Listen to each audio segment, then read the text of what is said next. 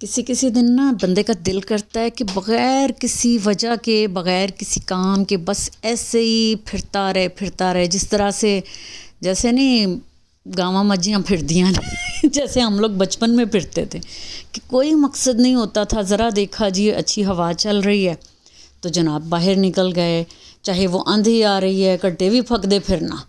امی نے ڈانٹنا بھی پڑا کہ بھئی نہ مٹیاں وچ پھرو، لیکن جناب ہم لوگوں نے نکل جانا گھر سے اور کبھی کسی درخت پہ چڑھ جانا. درختوں پہ ہم لوگ بہت چڑھتے تھے. آج کل کے بچے آئی ڈونٹ تھنک کہ وہ درخت پہ چڑھنے کے قابل ہیں، اتنی جان ہی نہیں ہے ان میں.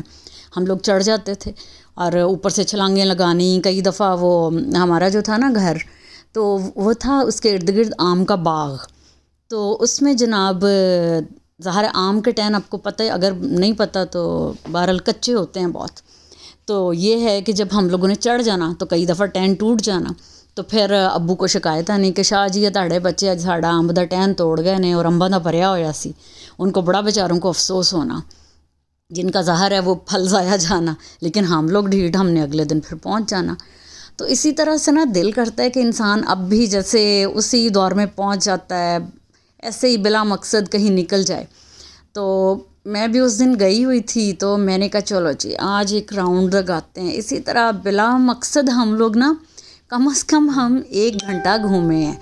تو لیکن بڑا مزہ آیا، اتنی اچھی گرینری، اتنے اچھے پھول، سارا کچھ بہت میں نے انجوائے کیا. اور میں واقعی اپنے بچپن میں ہی پہنچ گئی نا کہ اسی طرح سے ہم لوگ گھومتے گھامتے پھرتے تھے. اب تو وہ ظاہر ہے وہ زمانے چلے گئے، وہ دور ہی نہیں ہے کہ بندہ بے فکری سے کہیں نکل جائے. سر پہ سوار ہوتا ہے جی اینو روٹی دینی ہے، ادا سالن بنانا ہے، ادا اے کم کرنا ہے، ادا کپڑے دھلنے نے، پریس ہونے نے، بس یہی کچھ فکریں رہ گئی ہیں.